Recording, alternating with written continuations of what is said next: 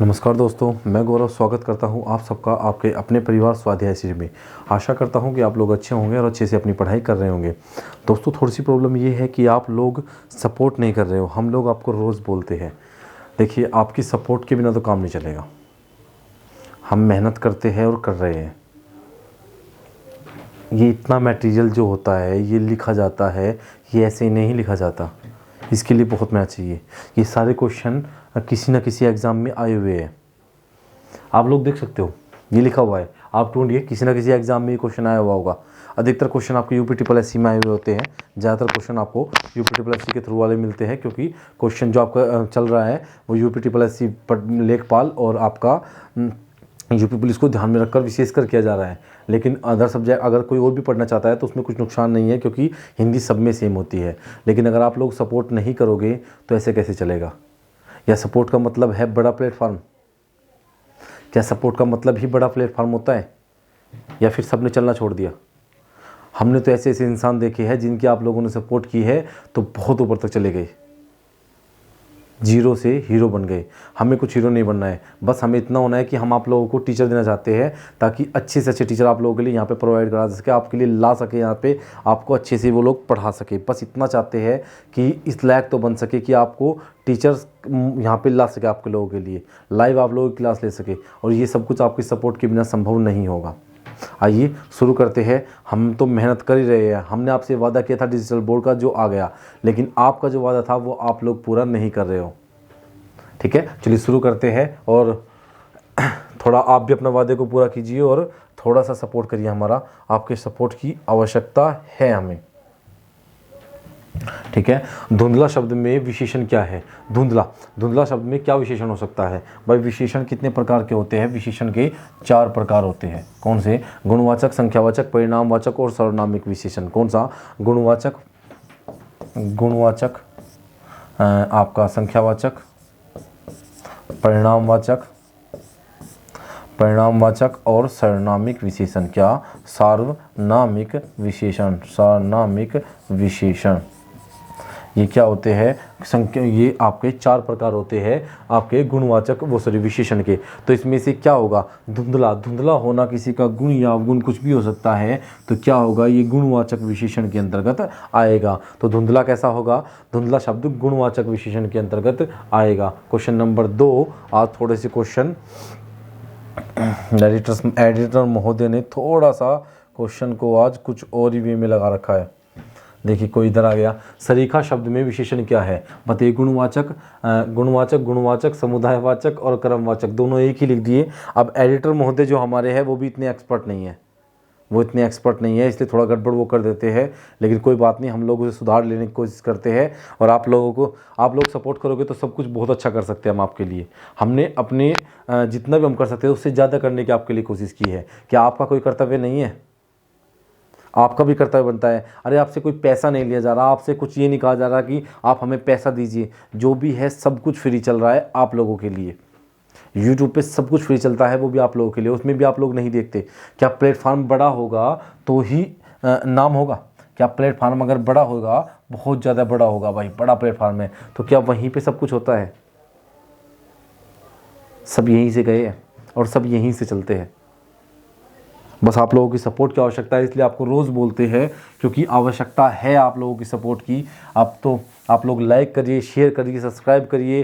कैसे भी हो दूर दूर तक वीडियो को पहुंचाइए, ताकि सब्सक्राइबर बढ़ सके आप लोगों के परिवार के। आप लोगों का परिवार बड़ा हो सके, सब्सक्राइबर जो है वो बढ़ सके।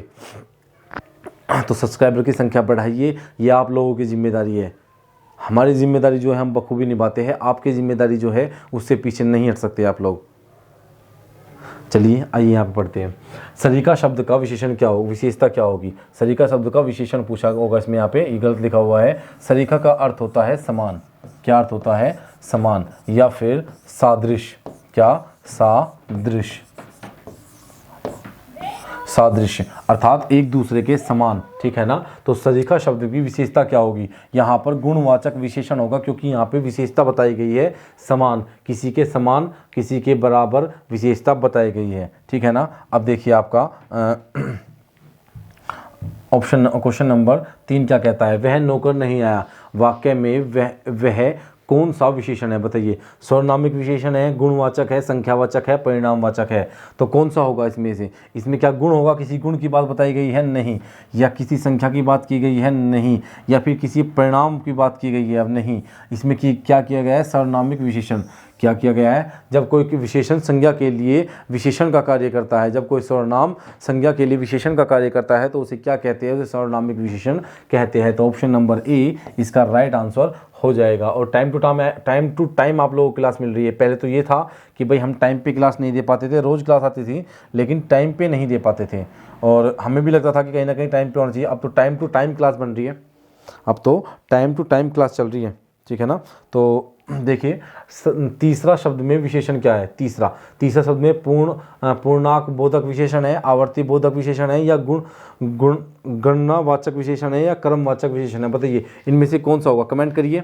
कमेंट करिए इसमें से कौन सा आपका सही आंसर हो जाएगा। ऑप्शन नंबर डी क्रमवाचक, पहला, दूसरा, तीसरा, चौथा, पांचवा, ये सभी क्रमवाचक विशेषण की विशेषता होते हैं। पहला, दूसरा, तीसरा, चौथा और पांचवा ये सभी क्रमवाचक की विशेषता होती है। तो क्या हुआ? क्रमवाचक विशेषण। और संख्यावाचक विशेषण का एक भाग है क्रमवाचक।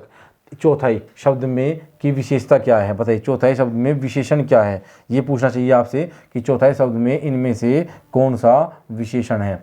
क्या आवर्ती, गणना, क्रमवाचक या पूर्णांक बोधक? बताइए चौथाई, तिहाई, चौथाई ये सब क्या होते हैं? ये अपूर्णांक बोधक विशेषण होते हैं। कौन से? अपूर्णांक बोधक विशेषण होते हैं। संख्यावाचक विशेषण के एक भाग होते हैं ये विशेषण। जिस संज्ञा, यहाँ पे क्या है? यहाँ पे आपका है संज्ञा।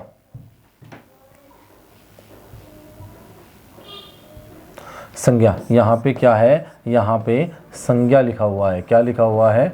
संज्ञा। विशेषण जिस संज्ञा की विशेषता बताते हैं उसे क्या कहते हैं? यहाँ पे क्वेश्चन अगर होता कि विशेषण जिसकी विशेषता बताते हैं उसे क्या कहते हैं, तो उसे विशेष्य कहते हैं। क्या कहते हैं? उसे विशेष्य कहते हैं। विशेषण जिसकी विशेषता बताते हैं उसे विशेष्य कहते हैं। क्या कहते हैं? उसे विशेष्य कहते हैं, ठीक है ना।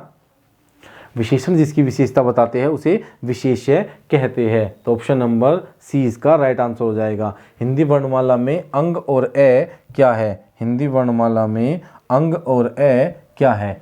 अंग और ए, क्या अंग और ए को मैंने आपको नहीं बताया? अभी वर्णमाला का चैप्टर खत्म हुआ है, वर्णमाला का चैप्टर चला हुआ है, उसमें मैंने आपको बताया है अंग और ए को क्या कहा जाता है? अयोगवाह कहा जाता है। क्या कहा जाता है? अयोगवाह कहा जाता है। क्या कहा जाता है? अंग और ए को अयोगवाह कहा जाता है, ठीक है। क्या कहा जाता है? अयोगवाह को अंग और ए कहा जाता है, ठीक है। तो ऑप्शन नंबर 7 का आंसर हो जाएगा सी। निम्नलिखित व्यंजनों में से कौन सा व्यंजन स्पर्श संघर्षी है? आज ही मैंने आपको बताया है कि स्पर्श संघर्षी क्या होता है। मैंने ये आपको क्लियर किया है आज कि स्पर्श संघर्षी क्या होता है। संघर्षी मैंने बताया, अगर सिर्फ संघर्षी होता तो उष्ण व्यंजन को संघर्षी कहते हैं। उष्ण व्यंजन को, किसे? उष्ण व्यंजन को। लेकिन जब स्पर्श संघर्षी है, क्या है? जब आपका स्पर्श संघर्षी है तो इसे किस व्यंजन में, जो तालु व्यंजन होते हैं, जो तालु से बोले जाते हैं, तालु वालों को क्या कहा जाता है? तालु वालों को कहा जाता है आपका क्या? स्पर्श व्यंजन। तो जय, अगर रे की बात करते हैं तो रे तालु से नहीं बोला जाता, यह तो अंतस्थ है। क्या है? अंतस्थ है। यह रे ले वे अंतस्थ व्यंजन होता है। क्या होता है? अंतस्थ व्यंजन होता है, ठीक है की बात करते हैं तो कंठ से बोला जाता है, कंठ से, और उष्ण व्यंजन होता है। से की बात करते हैं उष्ण व्यंजन होता है, और आपका कहीं से बोला जाता है, आपका मूर्धन्य से बोला जाता है। किस से बोला जाता है? मूर्धन्य से बोला जाता है। लेकिन जय की बात करते हैं तो जय कहीं से बोला जाता है? जय तालु से बोला जाता है। किससे बोला जाता है? जय तालु से बोला जाता है। निम्नलिखित व्यंजनों में से कौन सा संयुक्त व्यंजन नहीं है? निम्नलिखित व्यंजनों में से कौन सा संयुक्त व्यंजन नहीं है? बताइए इन व्यंजनों में से कौन सा संयुक्त व्यंजन नहीं है? संयुक्त व्यंजन की बात हम वर्णमाला में कर रहे हैं कि संयुक्त व्यंजन किसे कहते हैं।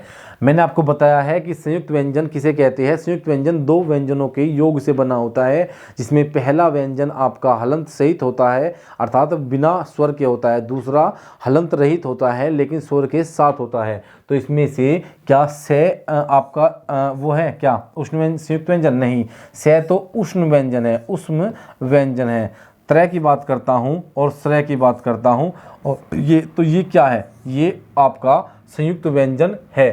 त्रय क्या है, संयुक्त व्यंजन, और श्रय क्या है, संयुक्त व्यंजन। लेकिन से क्या है, ये आपका राइट आंसर होगा, से उष्ण व्यंजन है। तो राइट आंसर क्या होगा, ऑप्शन नंबर बी इसका राइट आंसर हो जाएगा। श्रय की बात करता हूँ, त्रय की तय और रे के योग से बना होता है। किससे, तय और रे के। अक्षय की कै और शय के योग से बना होता है। किसके, अक्षय की बात करता हूँ तो तय और शय के योग से, और श्रय शय और रे के योग से बना होता है। शय और रे के योग से बना होता है, ठीक है ना। तो राइट आंसर क्या हो जाएगा, ऑप्शन नंबर बी इसका राइट आंसर हो जाएगा, ठीक है। क्वेश्चन नंबर 10, हिंदी वर्णमाला में व्यंजनों की संख्या कितनी है।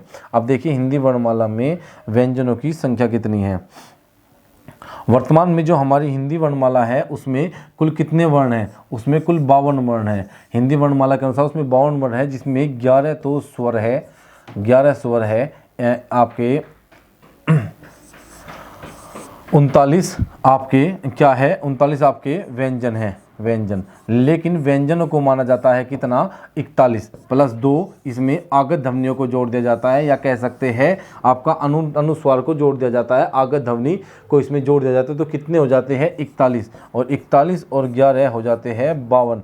तो हिंदी वर्णमाला में वर्तमान में कितने वर्ण हैं, 12। लेकिन इसने कितने पूछा है, अभी मैंने आपको बताया है कि वर्ण कितने, व्यंजन कितने हैं, व्यंजन है कितने, 41 व्यंजन है। लेकिन इसमें कितने बताया है, 41 ऑप्शन में नहीं दिया, तो इसमें कितने हैं, 25 तो आपके स्पर्श व्यंजन है, 25 इसने 25 काउंट किए, 2 उत्क्षिप्त व्यंजन को इसने काउंट नहीं किया। 25 तो आपके ये है, 25 आपके, 4 आपके अंतस्थ और 4 आपके उष्ण, तो 4 दूनी 8, कितने हो गए, 8। तो ये कितने हो जाते हैं बताइए, 25 और 8 कितने हो गए, 33। कितने हो जाते हैं, 33, कितने हो गए, 33 हो जाते हैं। 25 और 8 33 हो जाते हैं। इसने 25 तो उष्ण व्यंजन को शामिल कर लिया, और इसने 4 किए आपके अंतस्थ व्यंजन और 4 उष्ण व्यंजन, संयुक्त व्यंजन और आगत ध्वनियों को इसने छोड़ दिया है। तो कितने हैं, 33। इस ऑप्शन के अनुसार इसका राइट आंसर क्या होगा, 33 इसका राइट आंसर हो जाएगा। हिंदी शब्दकोश में अक्षय का क्रम किस वर्ण के बाद आता है। हिंदी शब्दकोश में अक्षय का जो क्रम होता है वो किसके बाद आता है, अक्षय। अक्षय का वर्ण किसके बाद आता है बताइए, कै, छे, त्रय, अज्ञ किसके बाद आता है, अक्षय का जो क्रम आता है। तो अक्षय का अगर वर्ण विच्छेद कर देते हैं तो अक्षय किसके योग से बना होता है, कै और आपका कै और शय के योग से, कै और शय के योग से बना होता है, कै और शय के योग से बना होता है। क्या होता है, अक्षय जो है वो कै और शय के योग से बना होता है। तब किसके बाद आता है, कै के बाद अक्षय का स्थान आता है। किसके, कै के बाद अक्षय का क्रम आता है। एक के उच्चारण में ये एडिटर महोदय ने फिर गड़बड़ कर दी। दोस्तों आप लोगों से एक ही निवेदन है, बस हमने आपसे कोई फीस नहीं ली, हमने आपसे कुछ पैसे नहीं लिए, हमने आपसे ये नहीं कहा कभी कि हमें पैसे दे दीजिए या हमें हमारी ऐसे मदद कर दीजिए। हमने बस एक ही बात आप लोगों को कही है कि बस हमारा सपोर्ट कर दीजिए। आपकी सपोर्ट की आवश्यकता है। सपोर्ट का मतलब बस वीडियो को शेयर कर दीजिए, ज़्यादा से ज़्यादा लोगों तक पहुँचाइए ताकि आपके परिवार की संख्या बढ़ सके। बस हमने यही चाहा है, और उसी में ही आप लोग हमारा साथ नहीं दे रहे हो, तो दुख होता है, दर्द होता है बहुत ज़्यादा। इसलिए आपको कह देता हूँ बार बार, सच में आपकी बात तो जब भी देखता हूँ तो दर्द होता है कि इतनी मेहनत से पढ़ाने के बाद भी अगर आप लोग शेयर नहीं करते, आप लोग अपने परिवार को ही नहीं बड़ा कर रहे हो, आप लोग अपने परिवार को दूर दूर तक नहीं फैला रहे हो, तो उसे देखकर बहुत दुख होता है। चलिए यहाँ पे आइए, एक के उच्चारण, यहाँ पे कुछ गलत लिखा हुआ है, ए का उच्चारण स्थान होगा। यहाँ पे ए का उच्चारण स्थान का नाम क्या है, ठीक है। ए का उच्चारण स्थान कौन सा है, ये लिख लीजिए कि ए का उच्चारण स्थान कौन सा है, तालव्य, दंत्य, कंठोष्ठ या कंठ तालव्य। तो ए कैसे बनता है, ए प्लस ई के योग से क्या बनेगा, ए बनेगा। क्या, ए प्लस ई के योग से क्या बन गया, ए बनता है। तो ए ये कंठ है और ये तालव्य है, तो क्या बनेगा, इसका आंसर हो जाएगा कंठ तालव्य। क्या आंसर हो जाएगा, कंठ तालव्य इसका आंसर हो जाएगा। और आपके पास कमेंट करने का ऑप्शन है। आप लोग ऑफलाइन भी कमेंट कर सकते हो और आप लोग टाइम पे रात को 8 बजे क्लास होती है ये, और इस क्लास को रात को 8 बजे आप लोग इसमें अच्छे से कमेंट कर सकते हो। आप लोगों को इसमें कमेंट अच्छे से करना भी चाहिए, ठीक है ना। आप लोग इसमें कमेंट करिए। रात को 8 बजे ये क्लास होती है तो साथ साथ कमेंट करिए, लाइव कमेंट करिए। और ऐसे आपकी प्रैक्टिस करने का एक अच्छा तरीका होता है। जब आपको 8 बजे क्लास दी जाती है तभी आप लोग लाइव कमेंट करिए। तो लिखिए, विराम का अर्थ क्या होता है। सबको पता है कि विराम का अर्थ होता है ठहरना या रुकना। क्या अर्थ होता है? विराम का जो अर्थ होता है वो होता है ठहरना या रुकना। सबको पता है इसका, इसमें कुछ अलग नहीं है कि विराम का क्या अर्थ होता है, ठहरना या रुकना। ऑप्शन नंबर बी इसका राइट आंसर हो जाएगा। श्री कामता प्रसाद गुरु जी के अनुसार विराम चिन्हों को किस भाषा से लिया गया है? बताइए, श्री कामता प्रसाद गुरु जी के अनुसार विराम चिन्हों को किस भाषा से लिया गया है? श्री कामता प्रसाद गुरु जी के अनुसार विराम चिन्हों को किस भाषा से लिया गया है? अरबी से, अंग्रेजी से, फ्रेंच से या चीनी से?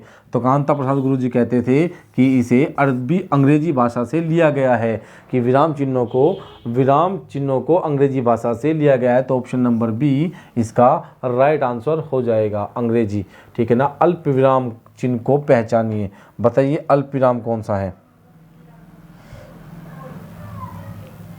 अल्प विराम, ये भी एडिटर महोदय ने गड़बड़ कर रखी है, ठीक है। तो अल्प विराम चिन्ह को पहचानिए, ठीक है। अल्प विराम के चिन्ह को पहचानिए। एडिटर महोदय ने बहुत सारी गलती कर रखी है।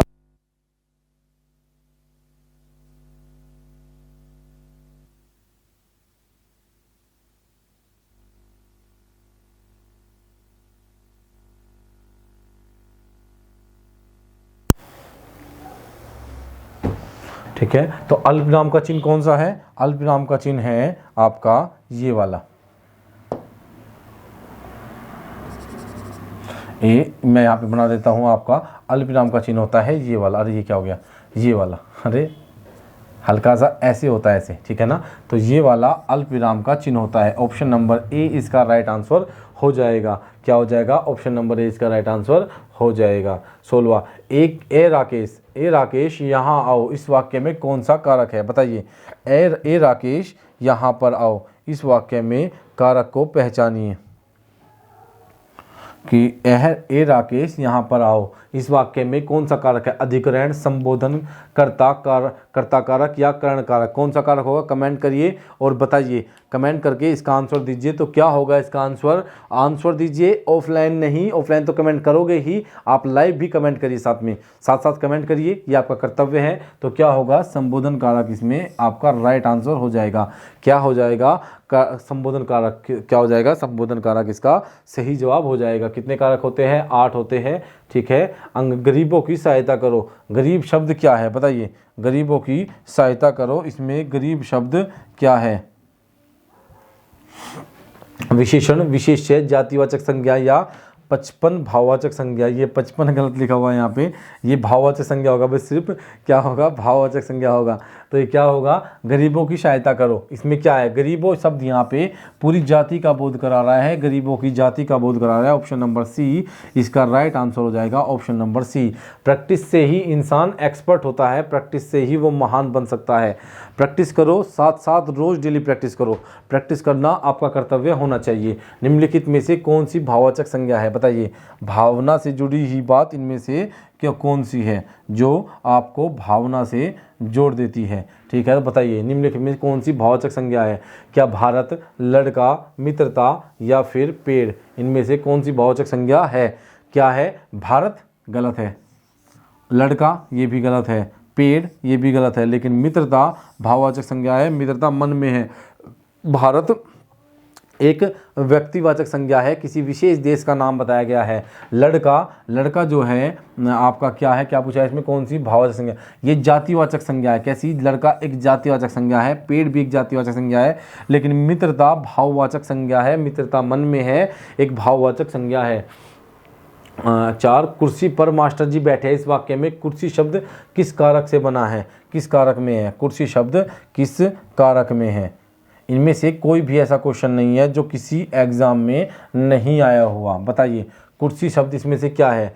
कर्ता ने कर्म को करण से के द्वारा संप्रदान को के लिया पदान से अलग होने क्रम में संबंध का के अधिग्रहण में पर अधिकरण में पर, तो क्या होगा? अधिकरण इसका राइट आंसर हो जाएगा। में और पर मैंने आपको बताया था जब भी स्थान की बात करेगा तो क्या होगा? अधिकरण होगा। तो मास्टर जी बैठे हैं कहीं पर कुर्सी पर, तो अधिकरण में पर।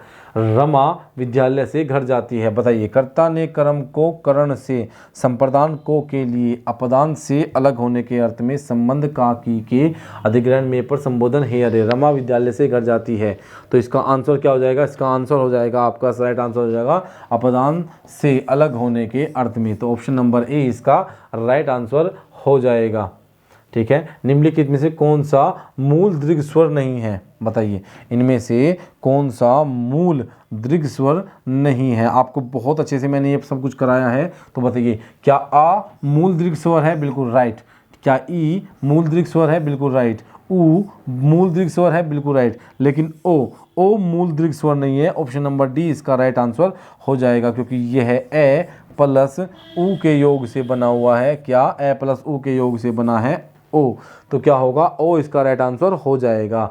ओ क्या होगा? इसका राइट आंसर हो जाएगा। हिंदी में ध्वनियाँ कितने प्रकार की होती है? हिंदी में ध्वनियाँ कितने प्रकार की होती है? बताइए, हिंदी में ध्वनियाँ कितने प्रकार की होती है?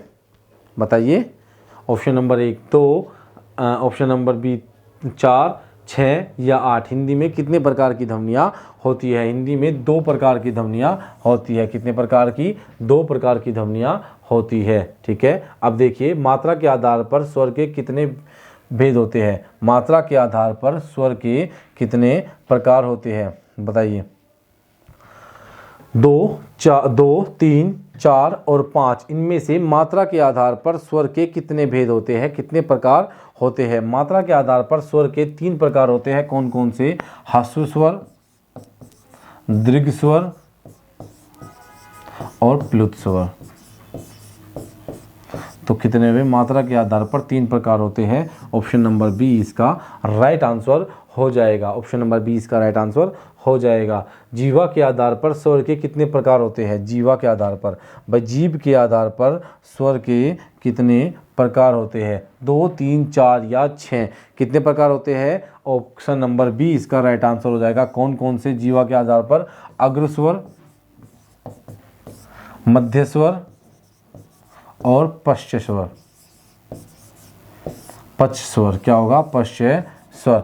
तो जीवा के आधार पर कितने प्रकार हो गए? जीवा के आधार पर 3 प्रकार हो गए। अग्र स्वर, मध्य स्वर और पश्च स्वर जीवा के आधार पर प्रकार होते हैं स्वर के। ठीक है ना।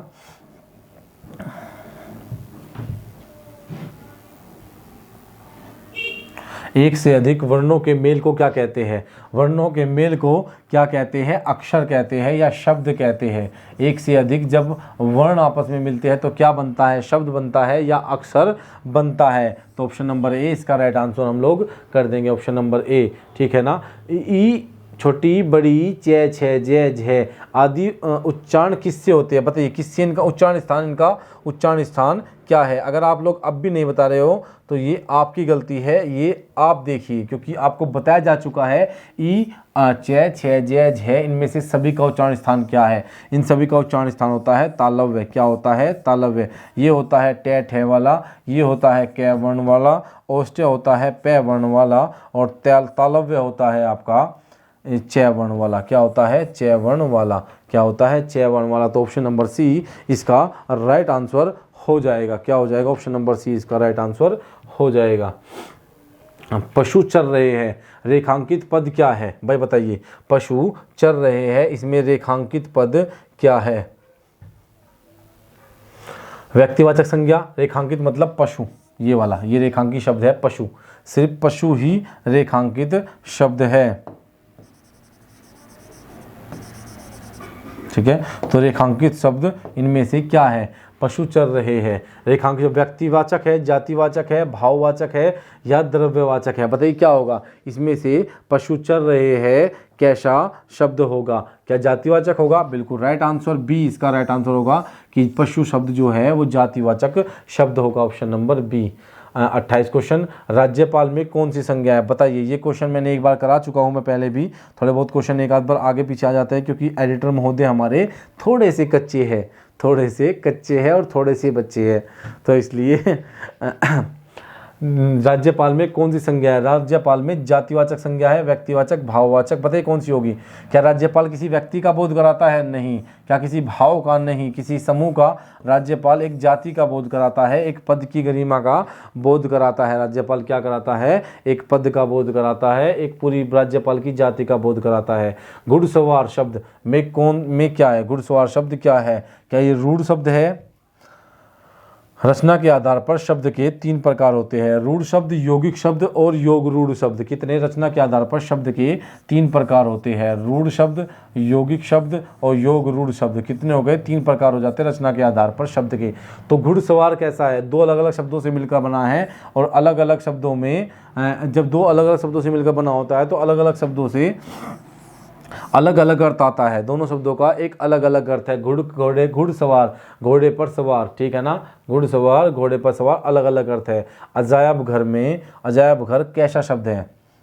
अजायब घर कैसा शब्द है? क्या यह शब्द देशी है, तत्सम है, विदेशी है या शंकर है? बताइए कैसा शब्द होगा। अजायब घर शंकर शब्द होगा। कैसा शब्द होगा? शंकर शब्द, जो 2 भाषाओं से मिलकर बना है, जो 2 भाषाओं से मिलकर बना है, ठीक है ना। तो आज के लिए हम इतना ही रखेंगे दोस्तों।